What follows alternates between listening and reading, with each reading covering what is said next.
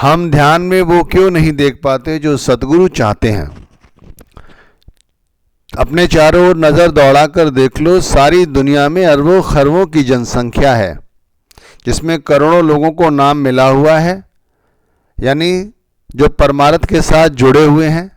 धर्म तरह तरह के हैं, चाहे हिंदू धर्म हो, सिख धर्म हो, ईसाई धर्म हो, जैन धर्म हो, बौद्ध धर्म हो और कई तरह के धर्म। सभी धर्मों के संतों महात्माओं ने यही समझाया है कि वो कुल मालिक, वो परमात्मा हमारे अंदर मौजूद है और उसे अपने अंदर जाकर देखने की ज़रूरत है। इसीलिए सभी संतों महात्माओं ने ध्यान विधि पर ही ज़्यादा जोर दिया है। हमें भी हमारे सतगुरु कहते हैं कि अपने अंदर जाकर उस कुल मालिक से मिलो, ध्यान विधि में उतरो और कुल मालिक को देखो। लेकिन हमारी परेशानी ये है कि हम अपने अंदर जाकर उस कुल मालिक से नहीं मिल पाते, हमें वो दिखाई नहीं देता। यानी जो सतगुरु हमें कहते हैं कि अपने अंदर उस कुल मालिक को देखो, या जो अपने अंदर दिखाना चाहते हैं हमें, वही हमें नहीं दिखाई पड़ता। तो हमें क्या करना होगा, इसे एक वाक्या से समझो आप। एक बार एक गुरुकुल में 3 विद्यार्थी रहते थे। तीनों जिज्ञासु थे, परमात्मा का साक्षात करने के लिए ही गुरु के पास आए थे। समय गुजरता गया, गुरु की सेवा करते रहे। तीनों के मन में उत्सुकता यही थी कि कब हमें गुरु परमात्मा का साक्षात्कार कराएंगे। गुरु जानी जान है, इसीलिए उनको पता चल जाता है कि इनके मन में क्या चल रहा है। इसीलिए उन्होंने तीनों से एक दिन कहा कि कल सुबह आसन पर आके बैठ जाना, इतने समय मैं वहाँ तुम्हें ध्यान विधि सिखाऊंगा। और वैसा ही हुआ। सुबह तीनों समय के अनुसार आकर वहाँ बैठ गए। गुरु ने तीनों से कहा, आज्ञा चक्र पर, यानी कि दोनों भवों के बीच के स्थान को, यहाँ पर अपने ध्यान को टिकाने की कोशिश करो। यहाँ रोको और ये क्रम कम से कम 2 घंटे तक रखना है। ध्यान रखना, कम से कम 2 घंटे तक। इस तरह कहकर गुरु ने उनको आंखें बंद करने का आदेश दिया और तीनों आंखें बंद कर कर अपने ध्यान विधि में कोशिश करने लगे। ठीक 2 घंटे बाद गुरु ने आदेश दिया और तीनों खड़े हो गए। गुरु ने पहले से पूछा, बताओ तुम्हारा अनुभव कैसा रहा। तो वो कहने लगा, गुरुदेव थोड़ी देर तो मैं आज्ञा चक्र पर, यानी जहाँ पर बहने बिंदी लगाती हैं, यानी दोनों भावों के स्थान पर मैंने कोशिश की अपने ध्यान को रोकने की, लेकिन थोड़ी देर में मेरी आंख लग गई। मैं बैठा तो ज़रूर रहा पर मेरी आंख लग गई। 1-2 बार बीच में आंख जरूर खुली, फिर भी मैंने कोशिश की और फिर मेरी आंख लग गई। यही सब कुछ क्रमबद्ध चलता रहा और पता नहीं कब पूरा समय व्यतीत हो गया। दूसरे व्यक्ति से पूछा, जिज्ञासु से पूछा, बताओ तुम्हें कैसा अनुभव हुआ। तो वो कहने लगा, गुरुदेव आंखें बंद करके मैंने आज्ञा चक्र पर अपने ध्यान को केंद्रित करने की बहुत कोशिश की, लेकिन थोड़ी देर में ध्यान पता नहीं किन बातों में उलझ जाता था। कभी गुरुकुल की बातों को लेकर, कभी हम लोग जो खेल खेलते हैं उन बातों को लेकर, कभी घर की याद आ रही थी और इसी तरह सारा समय व्यतीत हो गया। तीसरे से पूछा, तुम्हें कैसा अनुभव हुआ। तो वो कहने लगा, गुरुदेव मैं आज्ञा चक्र पर अपने ध्यान को केंद्रित कर रहा था। थोड़ी देर में मैं देखता हूं कि मेरा ध्यान नीचे की ओर गिर जाता है। फिर मैं उसे उठाकर ध्यान को आज्ञा चक्र पर साधने की कोशिश की। गुरुदेव फिर थोड़ी देर में वो नीचे गिरने लगा। उस दौरान मैंने अपने इन्हीं दोनों दोस्तों की सहायता ली और मैं अपने ध्यान को इनके साथ जोड़ने लगा। थोड़ी देर में देखा कि मेरा ध्यान फिर गिरने लगा और मेरा ध्यान इनके साथ जो हम खेल खेलते हैं उस ओर दौड़ने लगा। उन्हें फिर क्या किया, उन्हें गुरुदेव फिर एकाएक पता नहीं अंदर से क्यों मुझे आपकी शक्ल याद आ गई। मैं आपके चेहरे को देखने लगा। फिर मैंने देखा कि मेरा ध्यान थोड़ी देर के लिए रुक गया है। फिर पता नहीं गुरुदेव, आपका चेहरा तो मुझे नज़र नहीं आ रहा, लेकिन आपकी आंखें मुझे दिखाई देती रहीं और मैं आपकी आंखों का ही दीदार करता रहा। और उसी आज्ञा चक्र पर इतने समय तक एक साथ टकटकी लगाकर आपको ही देखता रहा, ना मैंने इधर की सोची ना उधर की सोची। तो गुरुदेव ने सोचा तुमने नहीं सोची या तुम्हारे ध्यान में कुछ नहीं आया? तो उसने कहा गुरुदेव आप सही कह रहे हैं, मेरे ध्यान में ही कुछ नहीं आया, क्योंकि मैं तो आपकी आंखों में ही खो गया था। तो भाई ये तीनों जो जिज्ञासु रहे, विद्यार्थी रहे, इनके आपने तीनों के एक्सपीरियंस सुने। ऐसा ही तो हमारे साथ होता है, बिल्कुल ऐसा ही होता है कि भाई पहले तो हम बैठते नहीं हैं, बैठते हैं जिज्ञासा लेकर या परमात्मा से या गुरु के बताए गए तरीके के अनुसार, तो हम क्या करते हैं कि हम सो जाते हैं, थोड़ी देर में जग जाते हैं तो फिर सो जाते हैं, थोड़ी देर में ही गर्दन झुक जाती है।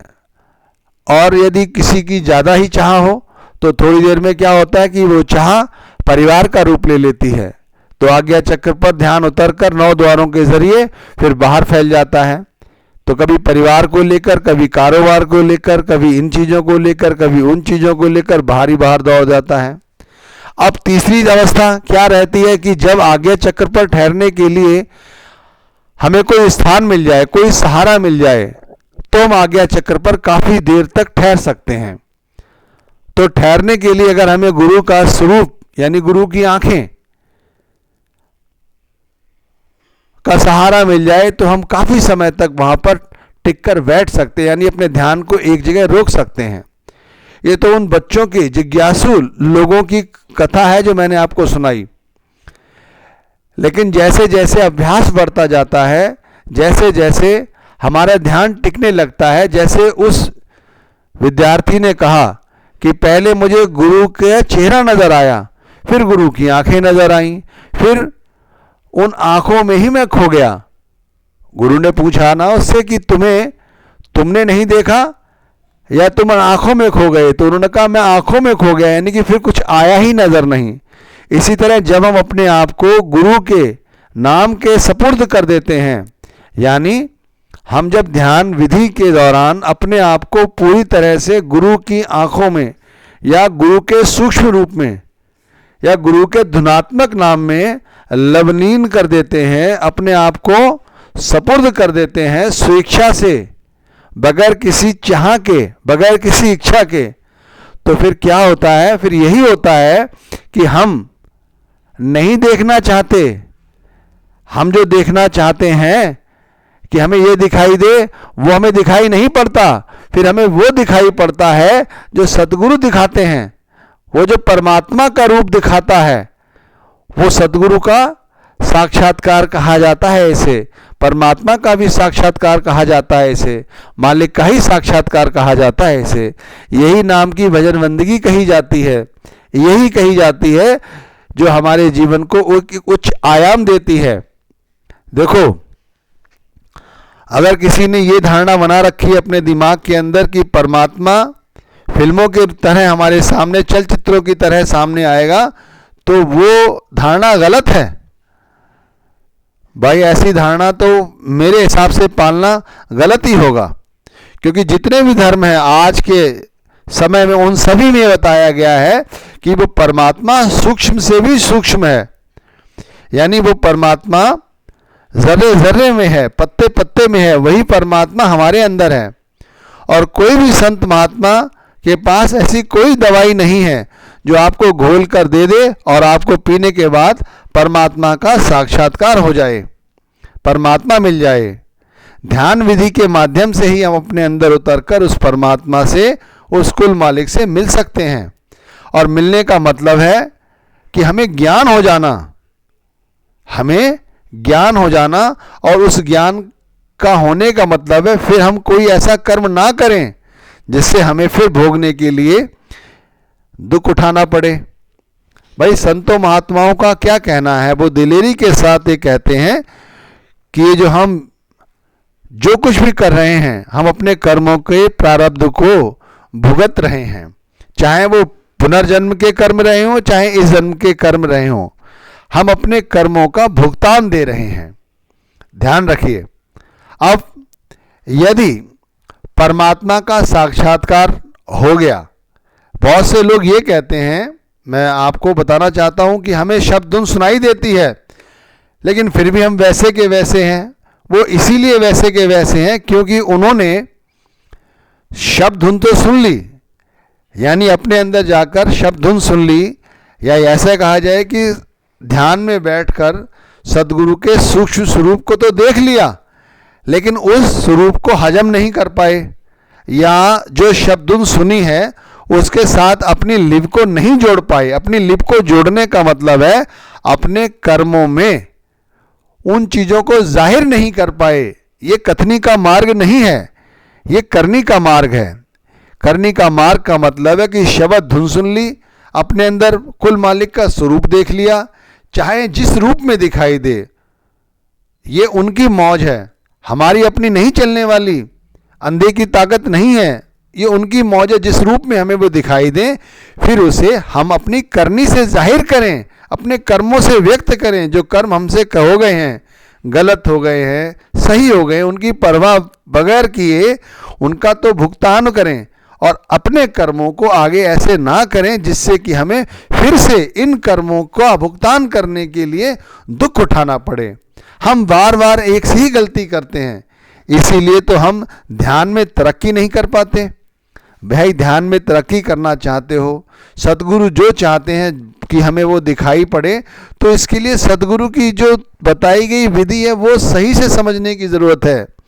वो समझने की ज़रूरत ये है कि सिर्फ अपने अंदर आज्ञा चक्र पर गुरु के सूक्ष्म स्वरूप को देखो, नाम जो धुनात्मक है उसके साथ जो आपने कमाई की है उसे देखो, और फिर सदगुरु की